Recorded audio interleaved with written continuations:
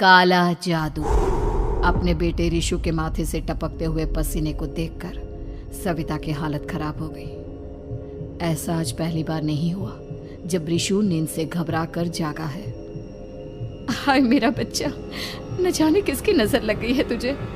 जब से मेरे बच्चे ने 10वीं के एग्जाम में स्कूल टॉप किया है तब से रोज बुरे बुरे सपने आने लगे हैं। हाँ माँ, मैंने आज फिर से एक काले साए को देखा। वो यहीं मेरी आंखों के सामने खड़ा था। माँ मुझे बचा लो माँ। वो मुझसे कह रहा था कि मुझसे बदला लेगा।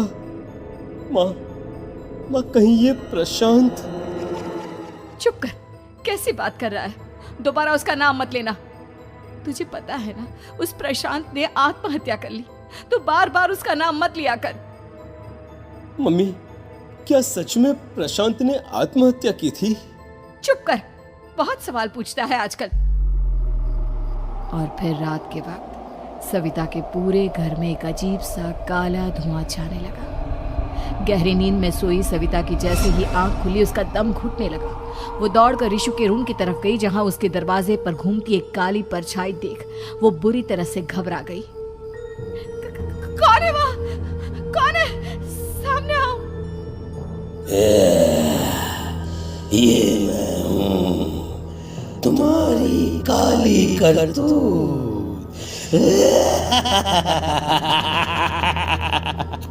और अब मैं तुम्हारे बेटे को ले जाने आया हूँ। नहीं, मेरे बच्चे को छोड़ दो प्लीज। मेरे रिशु को कुछ मत करना। वो परछाई रिशु के कमरे में घुस जाती है। सविता भी उसके पीछे पीछे दौड़ कर जाती है और देखती है कि अब वो साया साफ नजर आ रहा था। वो सर से पैर तक खून में सना हुआ था और उसके शरीर के सारे अंग कटे फटे हैं। क्या चाहिए तुम्हें? तुम जो बोलोगे मैं करूंगी, लेकिन मेरे रिशु को छोड़ दो। उस परछाई ने रिशु को गर्दन से पकड़कर दीवार के सहारे हवा में उछाल दिया। रिशु जोर जोर से चिल्लाने लगा। माँ बचाओ मुझे, बचा लो माँ, ये मुझे मार डालेगा। माँ मुझे बचा लो माँ। नहीं ऐसा मत करो, मुझे मार दो लेकिन मेरे बच्चे को छोड़ दो। मैं तुम्हारे आगे हाथ जोड़ती हूँ। वो परछाई रिशु को जमीन पर गिरा देती है और अचानक वहां से गायब हो जाती है। रिशु, मेरा बच्चा, तू ठीक तो है ना? कुछ बोल बेटा, क्या हुआ है तुझे? मैं ठीक हूँ माँ। क्या हुआ था यहाँ पर? कुछ नहीं बेटा, कुछ नहीं। तू परेशान मत हो। हम कल ही गांव के बाहर जो तांत्रिक महाराज रहते हैं उनके पास चलेंगे। ठीक है माँ, हम जल्द ही उनके पास चलेंगे। मुझे बहुत डर लग रहा है माँ। ये बार बार मुझे डरावने सपने आना, ये सब हमारे साथ क्यों हो रहा है माँ? अगले दिन सविता अपने बेटे रिशु को लेकर गांव के बाहर तांत्रिक के पास जाती है। जिस जगह पर तांत्रिक रहा करता था वो जगह बहुत डरावनी थी। चारों तरफ कंकाल और भूतियां नजर आ रही थी। गांव से दूर वीराने में उस जगह पर जोर से आंधी चल रही थी। रिशु ने डर कर अपनी माँ का हाथ पकड़ लिया। माँ मुझे बहुत डर लग रहा है। ये कैसी जगह है? देख बेटा, हमारे साथ जो कुछ भी हो रहा है उसका इलाज सिर्फ और सिर्फ ये तांत्रिक महाराज ही बता सकते हैं। अब यही है जो हमें प्रॉब्लम से बाहर निकाल सकते हैं।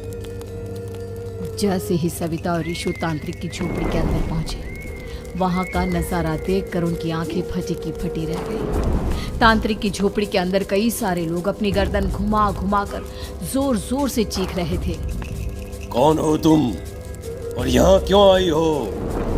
महाराज, मेरे बेटे को कुछ दिनों से एक डरावनी काली परछाई नजर आती है और कल रात उसने मेरे बेटे पर हमला भी कर दिया।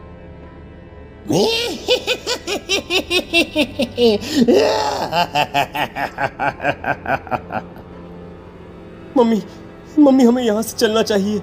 ये जगह मुझे ठीक नहीं लगती। नहीं बेटा, ऐसा नहीं कहते। रुक जाओ, 2 मिनट के लिए रुक जाओ। क्या कहा? काली परछाई? तुम्हारे बेटे पर किसी काली परछाई ने हमला किया? हाँ महाराज, वो कह रही थी कि वो मेरे बेटे को कुछ कर देगी। कोई उपाय बताइए महाराज, मेरे बेटे के साथ कुछ गलत नहीं होना चाहिए। तुमने किसी दूसरे के साथ गलत किया है। तो तुम्हारे साथ भी गलत होकर ही रहेगा। तुमने किसी की जान ली है, किसी को मार डाला है तुमने। नहीं महाराज, मैंने ऐसा कुछ नहीं किया। मैंने किसी की जान नहीं ली। मुझे कोई उपाय बताइए। लगता है तुम इतनी आसानी से नहीं मानोगी। मैं तुम्हें अभी उस काली परछाई से मिलवा देता हूँ और वही सारा सच तुम्हारे सामने लेकर आएगा।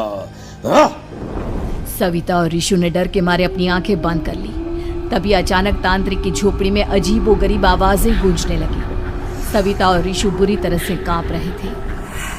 आंखें खोलो और अपने सामने देखो। क्या यही है वो जिससे तुम कल रात को मिली थी? बताओ मुझे। हाँ, इसने कल रात मेरे बेटे के ऊपर हमला किया था। ये उसी लड़के की भटकती हुई आत्मा है जिसे कुछ दिन पहले तुमने मार डाला था। मम्मी ये महाराज क्या कह रहे हैं? क्या सच में आपने किसी की जान ली है, किसी को मार डाला है? अगर हाँ तो बताइए ना मम्मी, किसको मारा है आपने? किसको? तुम्हारी माँ इतनी आसानी से सच नहीं बताएगी बेटा। इसने एक बच्चे की जान ली है। कहीं उसका नाम प्रशांत तो नहीं महाराज? वो मेरा दोस्त है, मेरा मतलब मेरा पड़ोसी है। सही पहचाना। देखा सविता, तुम्हारा खुद का बेटा भी जानता है कि तुमने किसी के प्राणों की बलि चढ़ा दी और इसीलिए अब उसकी बुरी आत्मा तुम्हारे घर में भटकती है।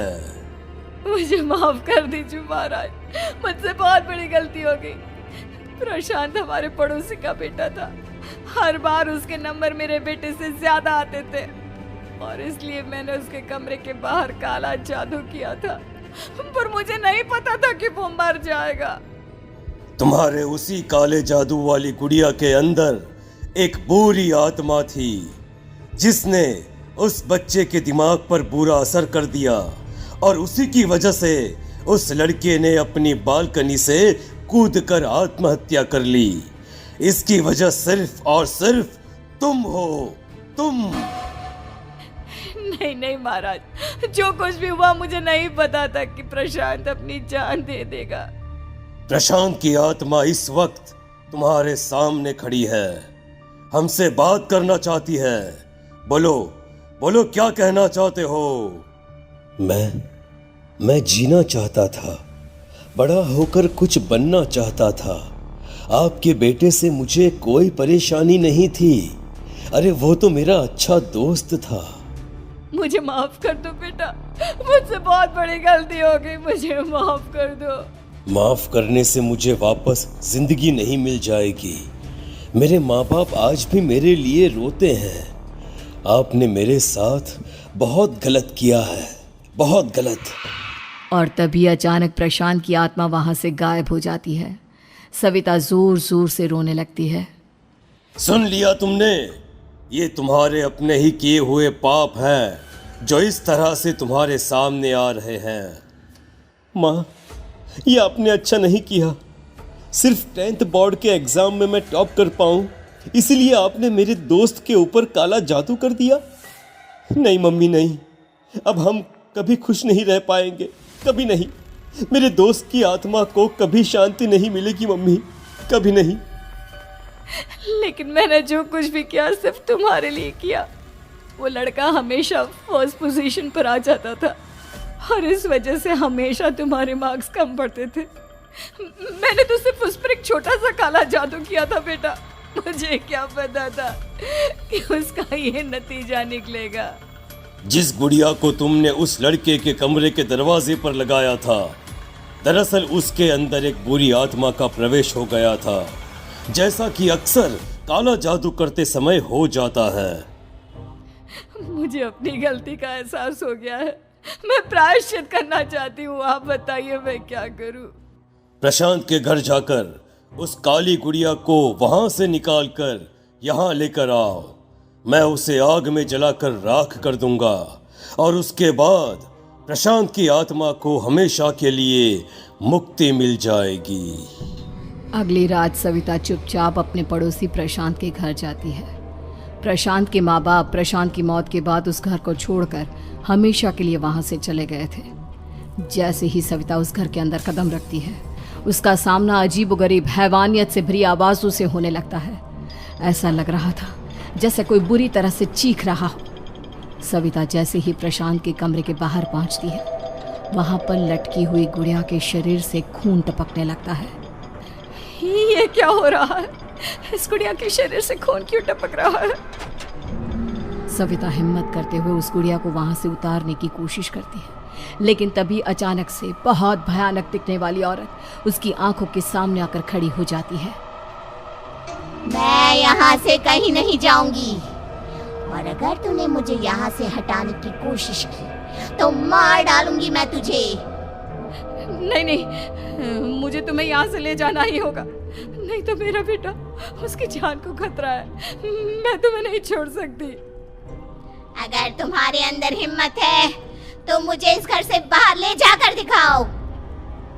और ऐसा कहकर वो औरत सविता के ऊपर हमला कर देती है और उसे हवा में उछाल उछाल कर जमीन पर पटकती है।